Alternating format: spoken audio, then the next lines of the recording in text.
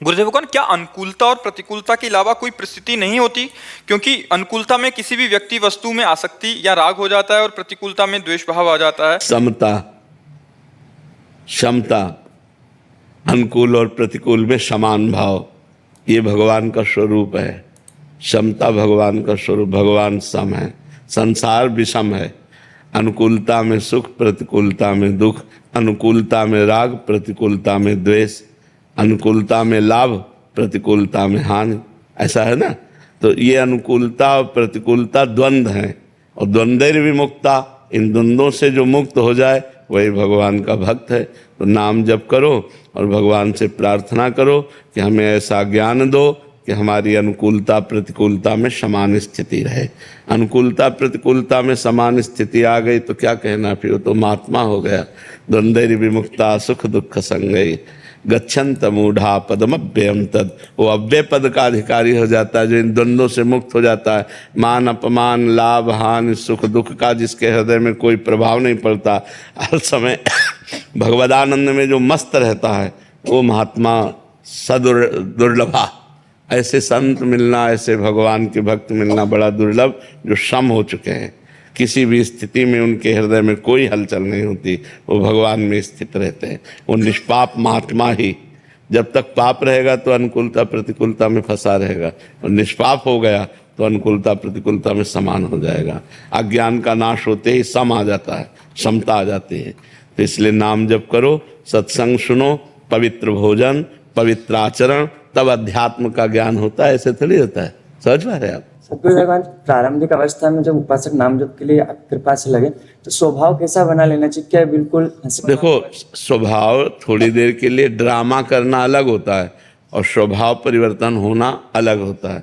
तो हमें स्वभाव बदलना चाहिए। स्वभाव बनाना एक नाटक होता है और स्वभाव बदलना स्थिति होती है, और वो स्वभाव बदलता है भजन से। जितना डट के भजन करोगे उतना स्वभाव बदलता चला जाएगा। सब हमको लगेगा कि मैं अधम हूँ, मेरे ऊपर भगवान की कृपा है। बड़े बड़े संतों को ऐसा महसूस होता है कि है तो कृपा सिर्फ भगवान की, मैं तो नीच अधम हूँ। वो स्वभाव भजन से बदलता है। यह जो पर्यो मोहि सहज स्वभाव, श्री हरिवंश नाम रस चाओ, नाव सुदृढ़ भव तरन को। बोले मेरा स्वभाव बन गया हर समय राधा वल्लभ श्री हरिवंश, राधा वल्लभ श्री हरिवंश, राधा वल्लभ। ये स्वभाव बन गया भगवान का नाम जप करना, स्वभाव बन गया दूसरों को सुख देना, स्वभाव बन गया अच्छे आचरण करना।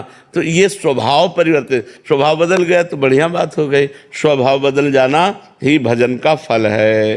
तो नाम जप करो। अगर माला चला रहे हो और बेईमानी नहीं गई, झूठ बोलना नहीं गया, छल कपट नहीं गया, गंदे आचरण नहीं गए, स्वभाव गंदा, तो माला चलाने से मतलब क्या? माला चलाने का फल तो होना चाहिए कि आप में परिवर्तन आना चाहिए, आपका स्वभाव बदलना चाहिए, आपका व्यवहार बदलना चाहिए, आपकी वाणी बदलना चाहिए, आपकी चेष्टा बदलनी चाहिए। तो स्वभाव बदलेगा भजन से। देते हैं, मैं बहुत अच्छा करता हूँ, फिर मेरे साथ गलत हो जाता है, कभी कभी बदले की भावना आ जाती है। हमने बदले की भावना को बच्चा, इसी का नाम संसार है। आप क्या बड़े बड़ों के साथ धोखा होता है, आप तो मतलब संसार में हैं। शिष्य ने गुरु को जहर दे दिया गुरु की संपत्ति पे।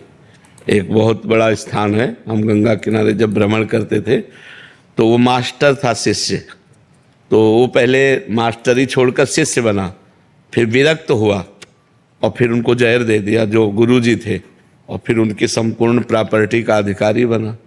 तो संसार तो बड़ा विचित्र है ना। इस संसार का खेल, तो अगर आप किसी को उन्नति में ले जाएंगे, वो ये नहीं देखेगा कि इसके कांधे पे चढ़ के हम यहाँ आए हैं, वो तुम्हें लात मार के गिरा देगा। ये संसार का मतलब स्वरूप है ऐसा, आपका ही विषय नहीं। कोई करके देख लो, आप किसी का उपकार करो, वो अवसर आने पर आपके साथ प्रतिकूल व्यवहार जरूर कर सकता है, अनुकूल व्यवहार नहीं करेगा। ये संसार का स्वरूप है। तो अगर आप परोपकार करो तो उसे भगवान को समर्पित कर दो, पलट कर उससे मत चाहो। अगर चाहोगे तो दुख ही मिलेगा। ये हमारी पक्की बात समझ लो। यहाँ कपट छल ये बहुत जोर का चल रहा है, कलयुग है। पाए जान जगत में सब जन कपटी कुटिल कलयुगी टंच। कलयुग का ऐसा प्रभाव है कि आपके सामने मुखड़ा कुछ और होगा, पीछे कुछ और होगा। मतलब ये बहुत समझने का विषय है कि हमको परोपकार करना है, पर बदले में वो हमारा उपकार करे ऐसी भावना नहीं रखनी। नेकी कर दरिया में डाल वाले सिद्धांत में चलना होगा तो सुखी रहोगे। अगर सोचो कि हमने किसी को पानी पिलाया और वो हमको कभी अवसर पड़ेगा तो पानी पिलाएगा तो दुख ही मिलेगा आपको, पलट कर दुख देगा। ये संसार का स्वरूप ऐसा है, इसलिए बहुत सावधान रहो, परोपकार करो, पर विरोध भाव ना करो। ये क्या करेगा, अपने को परेशान कर देगा, अपने यहाँ चिंतन खराब होगा। अच्छा मान लो आप मारपीट की, कानूनी कार्रवाई हुई, आप जेल गए, फायदा क्या हुआ? फायदा हुआ क्षमा करो। तुमने जो अच्छा किया वो बुरा कर रहा, मालिक देखेगा, मालिक देखेगा। देखो भगवान जब हिसाब किताब करता है ना तो उसमें इतनी भी कमी नहीं रखता। थोड़ा बड़ा सिस्टम है, सिस्टम बहुत बड़ा है ना, अनंत ब्रह्मांड है, अनंत ब्रह्मांड है, तो हिसाब किताब में देरी जरूर लगती। देखो अपने यहाँ मुकदमा चलते रहते हैं, 10-10 वर्ष नहीं चलते रहते, केस फाइनल होने में 10वें वर्ष मुकदमा चलता रहता है, जबकि एक देश की बात है और अनंत देशों अनंत राष्ट्रों की बातें भगवान के पास हैं, तो थोड़ा वहाँ देरी है। पर जब वो हिसाब करेगा तो फिर उसमें राय पाई का अंतर रहेगा। इसलिए हम उनके ऊपर छोड़ दें और हम मस्ती में हो जाएं। मालिक हिसाब करेगा, हम हिसाब करेंगे तो फंस जाएंगे, क्योंकि हमारे द्वारा कर्म बिगड़ जाएगा, मानसिकता बिगड़ गई, संपत्ति नष्ट हुई, जीवन नष्ट हो सकता है, ज़्यादा गुस्सा आ गई, हिंसा हो सकती है। हमको लौटना चाहिए, विरोध भाव से वापस लौटना चाहिए, क्रोध भाव को अंदर दबाना चाहिए और अपने को बचा लेना चाहिए, नहीं तो बहुत प्रकार की समस्याएं हमारे जीवन में आ सकती हैं। महाराज जी, प्रभु प्रेम पूरी तरह समर्पण मांगता है और भक्ति में भी समर्पण होता है। दोनों मार्ग ईश्वर को प्रिय हैं, पर नहीं, दोनों मार्ग नहीं, मार्ग एक ही है। भक्ति से ही प्रेम प्रकट होता है। पहले नवधा भक्ति होती है, फिर प्रेम लक्षणा भक्ति होती है। दो मार्ग हैं, ज्ञान और भक्ति। जो विशुद्ध ब्रह्मबोध का मार्ग है, जो वेदांत दर्शी ज्ञान है, वो एक अलग मार्ग है, और एक भगवान के समर्पण की भक्ति नवधा करके फिर प्रेम प्राप्त करना, ये अलग मार्ग है। तो भक्ति और प्रेम ये दो मार्ग नहीं है, भक्ति प्रथम भूमिका है और प्रेम उसका फल है। महाराज जी यही कहना चाह रहे हैं कि दोनों मार्ग ईश्वर को प्रिय हैं, पर दोनों ही कठिन मार्ग हैं। नहीं, कठिन देखो, भगवत मार्ग कठिन नहीं है, कठिन है विषय त्यागना। इसलिए हमें कठिन पड़ता है कि जैसे ये छोड़ दो, ये छोड़ दो, ये छोड़ दो। जो विषयों में हमारी रति है उसे त्यागना कठिन, इसलिए भगवत मार्ग बड़ा कठिन लगता है। ऐसा लगता है ऐसा कोई सिद्धांत हो कि हम विषय भोगते रहें और भगवान मिल जाएं, लेकिन ऐसे भगवान तो मिलते नहीं। चाहत हमारी जो मन की पूछो तो मन यही चाहता है, नियम संयम ये जब तक हम धारण नहीं करेंगे, इंद्रियों को भोगों से नहीं हटाएंगे, तब तक भगवान में मन लगेगा ही नहीं, और मन नहीं लगेगा तो भगवान की प्राप्ति नहीं होगी। मन लगाने के लिए संयम की आवश्यकता है, और संयम बड़ा कठिन है। बोले सबकी ममता ताग बटोरी, मम पद मनहि बांध भर डोरी। माता पिता भाई बंधु परिवार सबकी ममता की ताग जो है मेरे चरणों में बांध दो। भगवान कह रहे एक सिर्फ मेरे चरणों से ममता करो, और जो धर्म विरुद्ध भोग हैं उनको त्याग दो, जो धर्मयुक्त भोग हो मेरे को अर्पित करके भोगो, और निरंतर नाम जप करो। तो भोगों को त्यागना कठिन है, भगवान को पाना कठिन नहीं है। अगर भोग त्याग हो जाए और निरंतर भजन होने लगे तो भगवान, जहाँ भगवान का नाम है वहीं भगवान है। नाम बाणी जहाँ श्याम श्यामा तहाँ, नाम बाणी सुनत श्याम श्यामा सुबस, नाम बाणी निकट श्याम श्यामा प्रगट। ऐसा हमारे आचार्यों ने कहा, महापुरुषों ने कहा।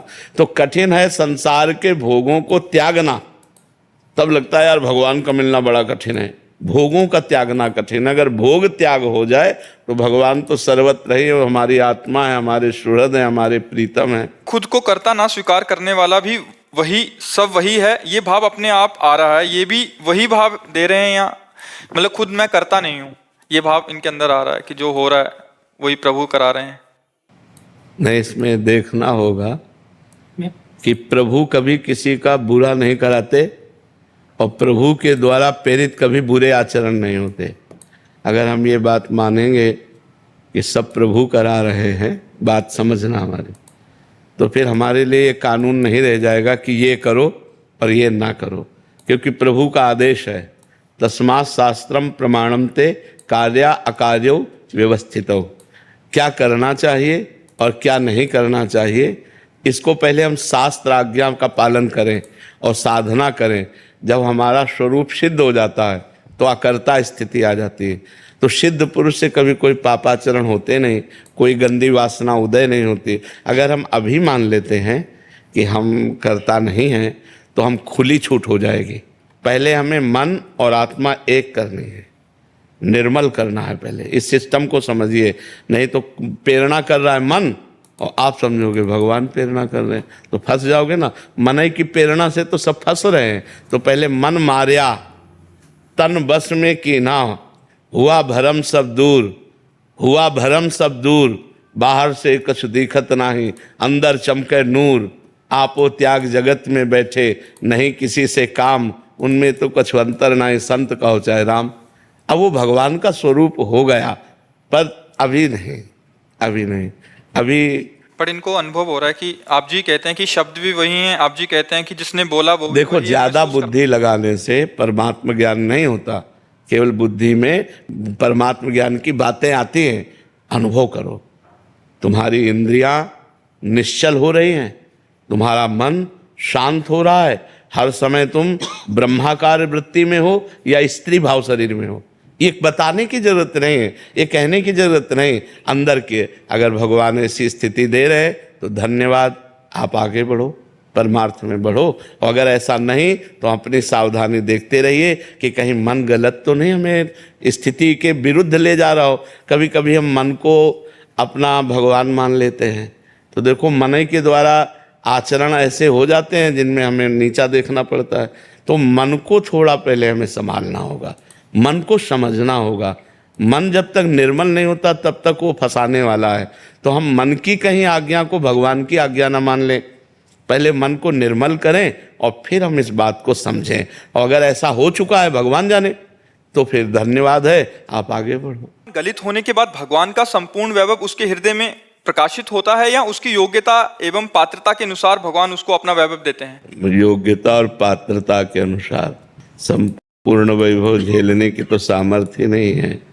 जैसे अर्जुन भगवान के साथ रह रहे थे ना, सखा भाव से भगवान के साथ हंसते खेलते थे, खाते थे, विनोद करते थे, लेकिन भगवान के विराट स्वरूप को देखने की सामर्थ्य अर्जुन की नहीं थी। भगवान ने दिव्य दृष्टि दी, तब भी अर्जुन जी कांप रहे थे, विनय कर रहे थे।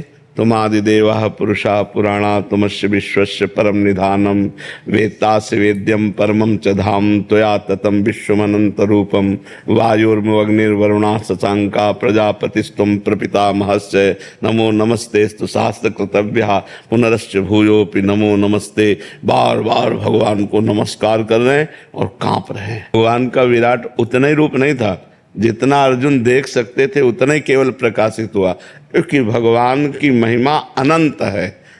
जैसे सीप समझते हैं ना, सीपी जो समुद्र किनारे होती है, उसमें दो पल्ले होते हैं, ऐसे खोलो तो एक सीपी में समुद्र नहीं समा सकता।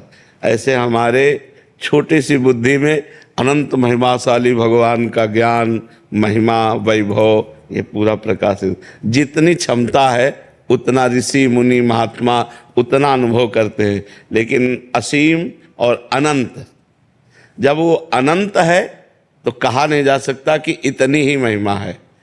अनंत, समझ रहे ना? तो जितना भजन करेगा, जितना भगवान का चिंतन करेगा, उतने उसके अंदर क्षमता आएगी, वो उतने ही भगवान को जान पाएगा, उतने ही भगवान के वैभव का उसे ज्ञान हो पाएगा। नहीं हो पाएगा। जैसे एक अल्पज्ञ आदमी है, अब वो अपने एक घेरे में जी रहा है, उसको क्या पता स्वर्गलोक, महालोक, जनलोक, तपलोक, सत्यलोक, नीचे क्या पाताल, तलातल, महातल, रसातल आदि कुछ पता उसको। बस अपने घर परिवार, गांव गली उतने से मतलब है, उसकी बुद्धि में उतनी क्षमता है। फिर एक है जो पूरे देश का हित चिंतक है, पूरे देश का उसको पता है, यूपी में क्या हो रहा है, बिहार में क्या हो रहा है, बंगाल में क्या हो रहा है, उसको उतनी क्षमता है। और एक है पूरे मृत्युलोक का देवराज इंद्र, पूरा शासन है उसका, त्रिभुवनपति है, वो स्वर्ग में बैठा हुआ पूरे मृत्युलोक पर नजर कौन कहाँ क्या कहे। जो उन पर नजर रख रहे हैं वो प्रजापति हैं, जो प्रजापतियों पर नजर रख रहे हैं वो ब्रह्मा जी हैं, जो ब्रह्मा जी पर भी नजर रख रहे हैं वो ब्रह्म है वो परमात्मा है। कैसे उस अनंत परमात्मा को, अगर भगवान से पूछो तो भगवान भी अपना अंत नहीं बता सकते, क्योंकि वो अनंत है। राम न सके नाम गुन गाय, नाम धाम रूप लीला उसकी अनंत है। अनंत शब्द की कोई महिमा थोड़ी बताई जा सकती है। अनंत है, वो अनंत है। अंत हो कि इतना है तो जाना जा सकता है अनंत की महिमा। हाँ, तो इसलिए श्रुति संत वेद पुराण सब उनकी महिमा गा रहे हैं, लेकिन वेद भी कहता है नेति नेति नाइति नाइति, इतना ही नहीं है, वो अनंत है। वो इसीलिए बस नमस्कार है, और जो जितना भजन करता है उतना ही अनुभव कर पाता है।